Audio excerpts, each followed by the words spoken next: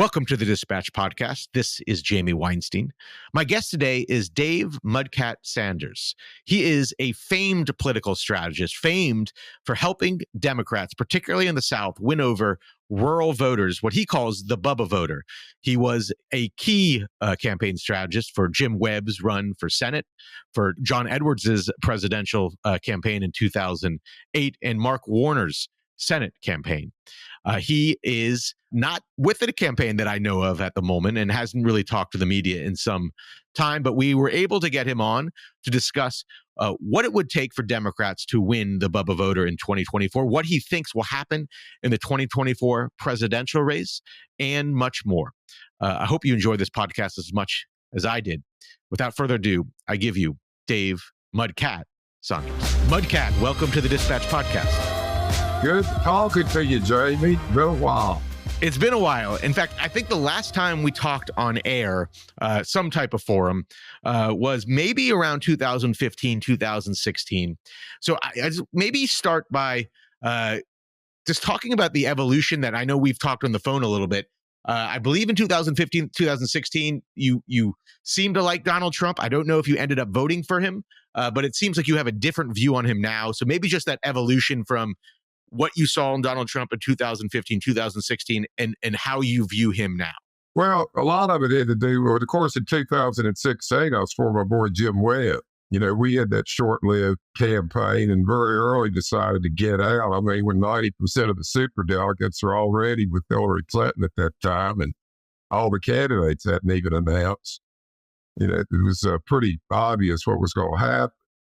But I never was totally for Trump. I want to be clear. You know about it, my long-running disdain of the Clintons. And, of course, I live in rural America. I live in Craig County, Virginia, and counties fluctuates between a little less than 5,000 or a little over 5,000.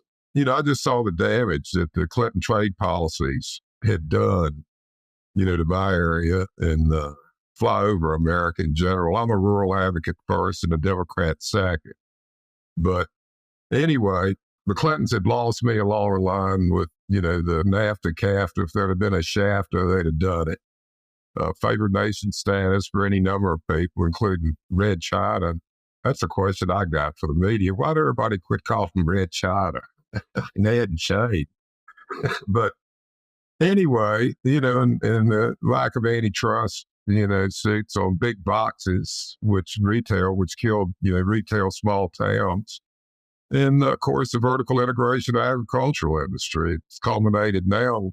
Smithfield Food, which was a Virginia company, has been bought by China and the Chinese concerns. But I would say this, I was more against Hillary Clinton. I felt like the Democratic Party had to go in a different direction. And I came out in April of that year. In 2016 and made a prediction that Trump was going to beat her. You know, she couldn't beat him in the Rust Belt, you know, with his economic populism, which ended up, in my opinion, being totally rhetorical. I didn't see what he did for us. You know, and Trump today, you know, everybody hates everybody. And that bugs me big time. My county had voted 18% for Joe Biden, and I think this is true, you know, what I'm getting ready to say throughout rural America. You know, it's been since 1980, it's pretty much Lee Atwater, God, guns, and gays. It's been not long after that it became culturally unacceptable to be a Democrat. Donald Trump made it socially unacceptable to be a Democrat. And all the hate that's going on now, I can't deal with it. I really can't. And you know, I'm a spiritual guy. I'm not very religious, but I'm very spiritual.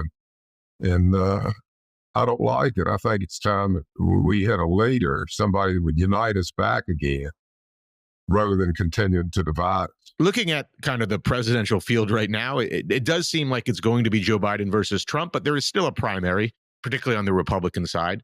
Of all those candidates, is there any candidate that you think you would prefer, and as a corollary, that you think the bubba voters, and we can describe what those are as well, that you're famous for knowing how to talk to, who they would prefer? Well, you know, if I was a Republican, I'll tell you right now, Nikki Haley. And I like, she got into my heart a little bit in the first debate when she talked about not demonizing people for the way they believe. And, that's the truth. I mean, like I said, she got into my heart a little bit that she could possibly unite. And one thing I know for sure, she is without question the strongest Republican to run against Biden. I mean, all the polls right now don't mean a whole lot, as you know. But I like her attitude towards uniting people, and I can't understand the Republicans. Usually, they say Democrats, fall in love, and Republicans fall in line. And I think in any normal campaign that should be doing a heck of a lot better because Republicans like to win, and without question, in my mind, she's the only one they've got right now. Before I go any further, for those who don't know what you describe, and when you say bubba voter, that you're famous for the campaigns, conservative Democrats, or Democrats who won in conservative states and Republican states. What is the bubba voter that you help them win over, and what issues do they care about? People don't understand the rural vote. I remember when I did Mark Warner, which was a rural guy, in 2001, he was catching a great deal of heat. And of course, Mark got 50.1% of the rural vote, and he's the only Democrat that's carried the rural vote like that in 50 years, a majority. Anyway, I told him right at the beginning that out here, I said, these people have been voting for Republicans, but they're not necessarily Republicans. And there's a large, group of Republicans out here, so-called Republicans, that Republicans, but they're looking for a way to get out. And I mean, down deep where they live, they're Roosevelt Democrats. Of course, culture, defines, the way they go. But Mark was great as a candidate. But I told him when he was telling me about all the people in Northern Virginia talking about the rural votes, it's not that many of them, out in rural areas. And this was all coming from Northern Virginia, huge, suburban sprawl. And I told him, I said, you go to Alexandria, Virginia, where you're from, and you go out Route 1. I said, there's more voting rednecks out there than there is in all the coal-producing counties of Virginia. Everybody comes from somewhere. And rural is a mentality, and it's down there where you live and you soul. And they're going to still vote rural issues and rural ideas because that's their culture. I believe in the twofer vote.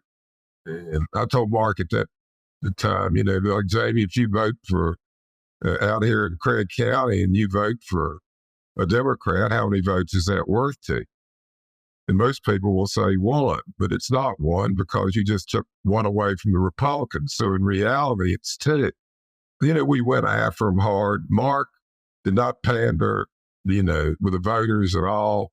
He said right up front, he said, I'm a city boy, and from Northern Virginia, telephone guy, and I'm not from the culture, but I like it, and it's fun. When we went out and we did everything, we got a race car. Of course, that Celinda Lake, did the soccer moms deal. She immediately called it the NASCAR dance, which was berserk when 44% of the NASCAR fans are women. We were just trying to get involved in the culture.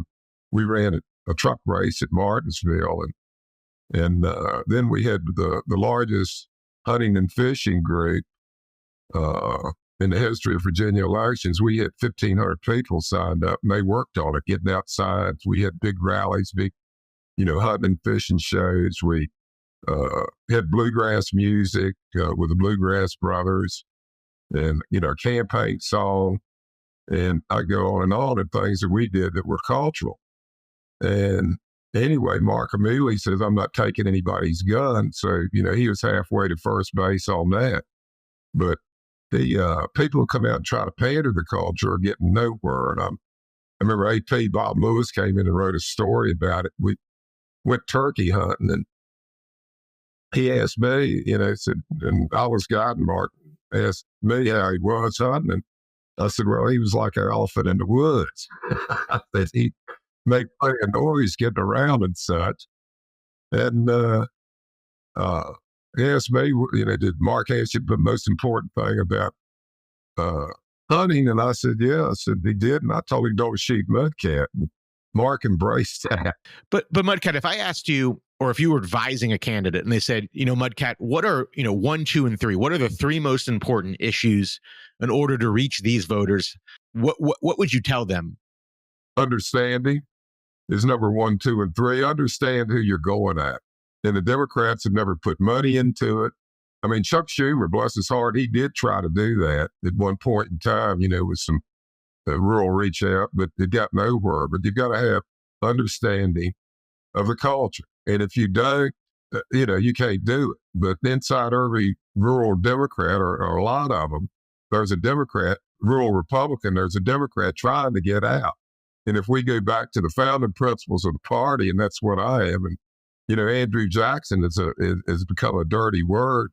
I mean, he obviously did some awful things, with the Indians and with the slaves, but an expanded form of Jacksonian democracy that covers social justice, economic fairness, and individual liberties, but expanded, to everybody, red or yellow, white or black, red or yellow, black or white. Their oppressors in his sight, and it's just go for everybody. But we've abandoned a lot of those principles. Can Joe Biden, if he is the nominee, which he will be, versus Donald Trump, who is likely the nominee on the Republican side, can Joe Biden win back the rural vote or the bubba vote, or are these a solidly Trump base and that he can't take from him? Well, no, I don't think Joe Biden can really get after the rural votes. These people, Trump's branded. He's their savior. In fact, go crazy. I'll talk a little bit about the Evangelicals. Is that okay?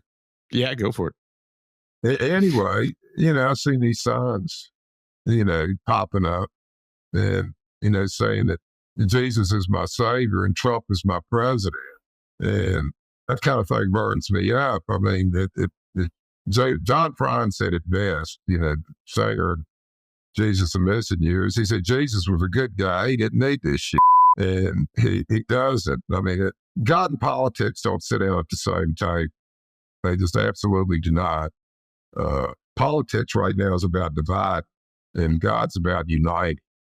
Politics, God's about his will. Politics is the very, zenith of man's will. And this idea of bringing them in together is wrong. I mean, it's just, as far as I'm concerned, people who use it for political purposes, I never have, is committing blasphemy. They're going for personal gain or political gain or money gain. It doesn't matter. It's still blasphemy if you bring, metaphysical forces into it, as far as I'm concerned. What is the hold that Trump has on these voters? What is it about him that makes him such a cult-like figure? And what is it about Joe Biden that makes it hard for him to win over these voters? Well, go to the leadership principles of Attila the Hun, which was a book back, I think it was the early 80s, it came back out. And one of the principles was when times are the darkest, the tribe will always turn to the meanest, toughest son of a bitch in the tribe for leadership. And that's basically what's happened. There's a lot of, pinned up anger, resentment, frustration in the hearts of many, from the middle class on down. And it's easy, to saddle it. And Trump did. And, the Evangelicals, I just mentioned this, going back to supporting him. I mean, here's the most un-Christ-like individual that we've ever had in the White House. I mean, and they jumped on him. I mean, to me, I asked him, boy, one time, God had a lot of wisdom. What would Jesus say if he came back and saw us today? Well, I know the same answer he gave then. It's what I'll give now. He'd say, y'all got too tied up in the messenger and didn't pay a damn bit of attention to the message. The mingling of those two will always be a puzzle to me. I'll never figure that out. As far as Biden is concerned, his biggest problem is that he's been branded with, the age. And I mean, he's branded. There's nothing he could do. I don't understand. Trump's about the same age. Why he's not branded, but that's just the way it is. And honestly, if Chris LaCivita's doing that, he's from over here in Powhatan, Virginia, which is way east of here down in Richmond. I've known him for years, but I think that he's not even going to run against Biden. I think that he'll be running against Kamala Harris. And, just take it for granted that Biden is not going to make it for 4 years, and this is who you're going to get in return. Do you think that's going to be the Trump campaign message, is that I'm not really running against Joe Biden because he's not going to last 4 years. I'm running against Kamala Harris. I think that's what Chris will do. It's what I really do. I mean, he'll make it a big emphasis of the campaign. How important then will be the debate for Joe Biden? Does he have to? I mean, people are saying that he can do like what Trump did and say, oh, I'm not going to debate you. But doesn't Joe Biden have to show up and show that he's not the caricature that he's being framed as, this frail, out of touch person? But Joe Biden will show up without question because he's a gifted debater. I mean, he'll wear Trump out. Although I'm not so sure it'd be like, as we all know, if you take out the Kennedy-Nixon race in 1960 debates, I've really never done anything in a campaign. But Joe Biden, has always been a gaffe machine, as you know, Jamie, doing this for a number of years. But if he's only at 50%, which is way more than that, obviously, he'll show up for that without question. Well, let me ask you this, Mudcat. You mentioned that you obviously worked on Jim Webb's successful Senate campaign. I think you might have been the one who to convince him to jump in. And then he had that 2006 short-lived presidential run. If I remember it correctly, on the debate stage, he was so kind of not in the center of the Democratic zeitgeist. I think they even laughed at him at one point for his tremendous war service. Can a Democrat? Is there the Democrats that you used to court to win elections? Are they viable in today's Democratic Party? It'd be hard to find one. I think John Tester out in Montana, he understands the power of the culture. And anyway, of course, Jim Webb understands the Scots-Irish culture. He wrote the bestseller, Born Fighting. Jim and I, of course, are both Scots-Irish. So he understands the culture thoroughly. But it's like I said, understanding. You've got to understand. You've got to work at it, and you got to get in the middle of it. And you can't be off culturally. It's like, anytime the Democrats talk about getting guns, they lose votes. And I think the key to this election, I really do, is that anytime the Republicans go after abortion, they lose votes. And that's, institutional memory there. It's always worked that way. But you got to be sympathetic towards the culture. You really do, and show respect for it. You don't have to be from it like Mark Warner, but you got to be respectful. I have a couple questions I'm going to bring in from our mutual friend, Matt Labash. I reached out to him, the former writer for the Weekly Standard, a friend of the Dispatch, I think more broadly. He gave me a couple questions for you. He said one is that, you've been an articulate voice for populism for a long time, but we sort of have it now, he writes. Did it work out like you planned? Where did it go wrong? Where did it go wrong? What's been rhetoric? Is what it is, where it's gone wrong. I want to see action. I really do. I want us to start. We need to bring manufacturing back. I don't claim to be an economist or anything, but we become completely pretty much a service nation. We're not bringing in any money, any additional income from manufacturing. I think we need to go back there. And of course, we're real low on the workforce now. And this border problem, listen, I'm not for wholesaling American citizenship by any means. I think people all have to stand in line, and I think that's what close to 90% of the American people believe. But at the same token, we got to get a workforce somewhere. And, I think shutting down the illegal immigration across the border, is the right thing to do. But at the same token, I think legal immigration could help us. And, with wonderful background checks and family, situations. But Glenn Youngkin, our governor in Virginia, and I like Glenn. He's been very nice to me, when I've seen him. I like him, but he's started a new workforce training deal and says that, we're down 300,000 jobs in Virginia right now. We're talking about manufacturing. And You can't find people to work. And people say, people are too lazy to work. That's not true. Not everybody. And it's just people are employed now. They've already got jobs, but we need to do something about the workforce. We really do. I think we need to really work on an immigration issue. Mudcat, just out of curiosity, a lot of the episodes of this podcast since I started it here, or since I started hosting it at the Dispatch in October, have been focused on the Middle East. How do Bubba voters view what's going on in the Middle East? How do they view Israel? Do they, a candidate that comes and tries to appeal to them, is that an issue that they care about? Oh, my neighbor up the road here, Curtis Caldwell, he's a Vietnam veteran, as big a Trumpster as you can find. And he's got a Israel flag up on his flagpole, and I've seen more of. Honestly, out here that I've taught, they don't talk a lot about the Middle East. What they want to talk about is immigration, for the most part. I don't think it's an issue that much. And is that what, is that one of the issues that, even just rhetorically, immigration, trade, that Trump, constantly pounded in 2016 and is, a common topic in 2024 for him? Is that what attracts them, or is it just his personality that attracts them? Oh, his personality. It's like I say, it goes back to Attila the Hun, the principle. When times are the darkest, that's when, the tribe will turn to the meanest, toughest son of a bitch in the tribe for leadership. And that's one thing that really bothers me, is that the idea that this country is going to hell. I mean, if you look at the economy, you look at what's happening, I think with the infrastructure bill, Wall Street sure feels this way. We got some clean sailing ahead, and people only focus now on the negative rather than the positive. And I think Trump bears great responsibility for that. We're the greatest nation in the world.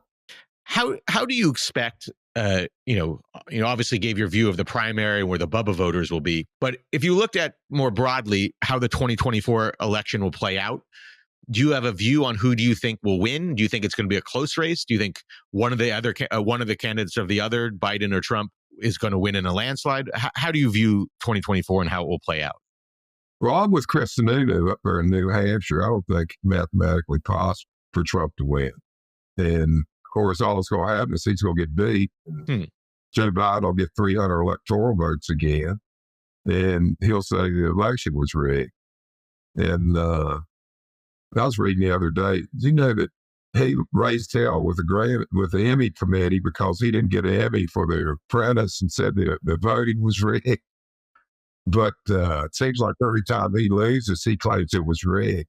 I don't think he can win. I really don't.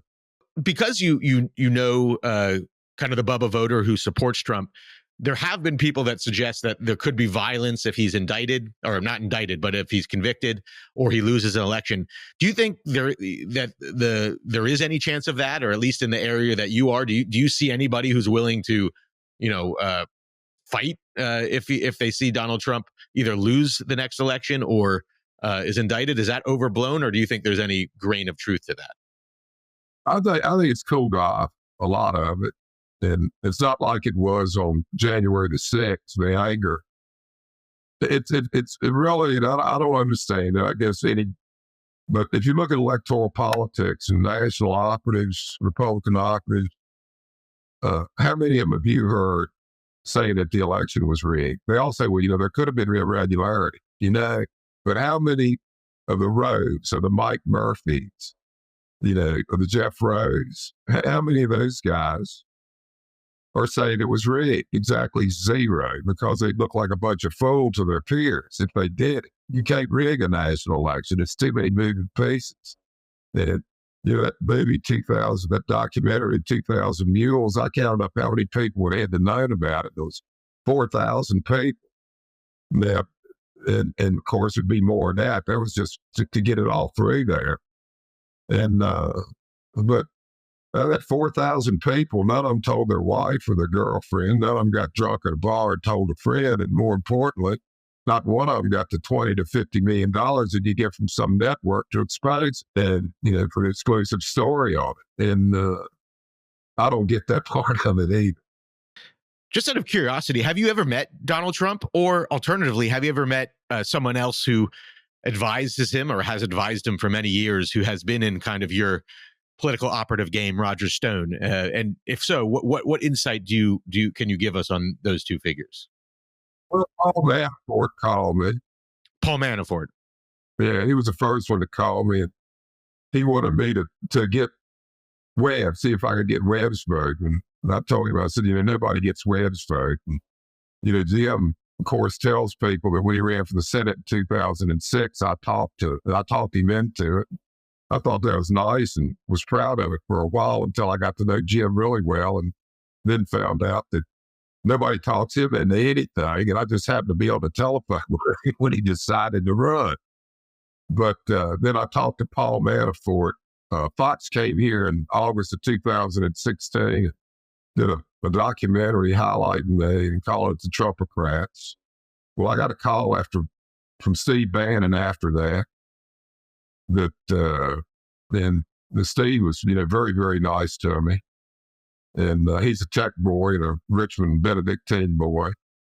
And, but they offered me, want to know what I could get done for this and for that, But I told him I'm a Democrat and I don't go to work for Republicans. And, albeit I'm not a very good Democrat, according to many. But that's the only contacts that I've had with him was with Paul Manafort and Steve. But you never met Trump or talked to Trump? No, I've never talked to Trump. Trump was he tweeted, there was 13 times I think that documentary was shown, and he was tweeting out every time, watch, the Trumpocrats, but, it wasn't so much a pro Donald Trump documentary for me as it was, talking about the Clintons, their trade policies and other policies, which really, and, this idea that they said when they did it, that, after it was over with, when they did it, they said, this would create new and more high-paying jobs, and that after it was over with, they said that the ramifications of the trade treaties were unintentional. And so immediately I said, unintentional. They were unconsidered is what they were. Mudcat, I actually don't know this. Are you completely done as a political strategist, or are you working for anyone anymore, or would you work for a candidate if they came and asked you for help? Well, it depends on who it is. I've done a good many campaigns, but every time I did one, it was for somebody I believed in, including John Edwards. And, to this day, I'll still say it. John Edwards was wonderful to me. As you know, he gave me an open field to run down if I wanted to. And, but I'm just not going to go to work for anybody. I mean, I like to think I'm not a political whore. Do you think, two of the three most famous candidates you've worked for are no longer running for office or seem to not have a plan to run for office, John Edwards and Jim Webb? Do you think that they would ever run for office again, or are they completely done? I'd say they're both completely done, but Webb especially. Webb's 77 now. Pretty sure that's correct, but he understands the rigors of it. Personally, with that 70% of the American people, I wish neither one of them would run. My buddy Dave Axelrod, he said that Joe ought to step down. He got, smeared on it. And Obama said the truth about Joe Biden last week. And he needs to get first string on the field. And I'm not disparaging who he's got on his staff now, but in the presidential campaign, you need a lot of institutional memory. You really do. Expertise. And there's a lot of people sitting on the sidelines like Axelrod. I think Dave's done it. Robert Gibbs and Messina and Pluff. I'd be talking to those guys. Mudcat, let me close on these questions here. Just out of curiosity, did you watch the Rich Men North of Richmond singer? And is that a guy who embodies the Bubba kind of mindset? No. No? No. Do you know who I'm talking about? Oh, yeah. He sang Rich Men North of Richmond. And that to me I would think embodies kind of the voter that you're talking about. Am I wrong, or what did you think of that kind of viral moment? Oh, he was singing to the choir is all he was doing. I mean, if you're going to drive votes, you got to sing to more than the choir. Everybody like that is locked in with Trump. Let me close with this question, Mudcat. Have I missed anything that I should have asked you that you haven't talked to the media in a long time that you want to opine about? Because I want to give you this forum to say anything that I haven't prodded out of you so far. I've got a theory, and it's I think it's about a 1 or 6 or 7 chance. I think the Republicans could have a brokered convention, and then all hell will break loose. That's just a food for thought out there, is all it is. How would that happen? Mudcat? Can you just walk through the scenario where, is it that Donald Trump doesn't get the delegates, or that, by the time he gets to the convention, people are trying to come up with rules that will prevent him from being the actual nominee? I just think that there's, of course, what is there, 104 or 104 or 204 electoral votes. I mean, delegate votes that are super delegates, just like in Democrats. And I think there's about 2,500 of them. If they can get through the first ballot and Trump is not 50 plus 1 delegate count, I think they're letting go on the second. The pledge delegates are let go on that second ballot. It's just something about Nikki Haley that tells me that they could jump for the electability. I'm surprised more Republicans, aren't jumping up, because, they got to win. I don't think, it's like I said earlier, that Trump can win. And a lot of my Republican friends, and I talk across the line of scrimmage, as you know, to the Republicans, so I've developed, a bunch of great friendships, including Ken Cuccinelli. Ken and I think so. He's a close friend. We shoot together, skate, and talk about real things. Electability, I think, at some point in time is going to come into question. And Republicans, like I said, they fall in line. It could happen. You could have a big line fall. Mudcat, if it was Joe Biden versus Nikki Haley for the presidency, who would you cast your ballot for? I don't know. I gotta hear more about Nikki Haley. Get to know her a little bit better. But it's like I said, she's talking about uniting, not dividing, which to me, is a huge deal. I do think that if she wins, if you look at history, the first historic first for presidents or prime ministers in the country, they always come from the right. They never come from the left, because women on the left, a certain number of them are going to vote for a woman on the right because she's just a woman. And they want, the glass ceiling to be broken. And if you look at, let's see, Golda Meir, that was one. Maggie Thatcher, this lady in Italy, I forget her name. But if you look all, through history, they always come from the right.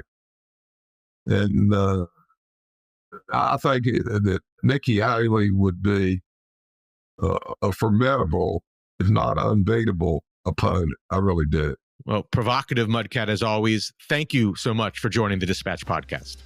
Thanks for having me, Jamie.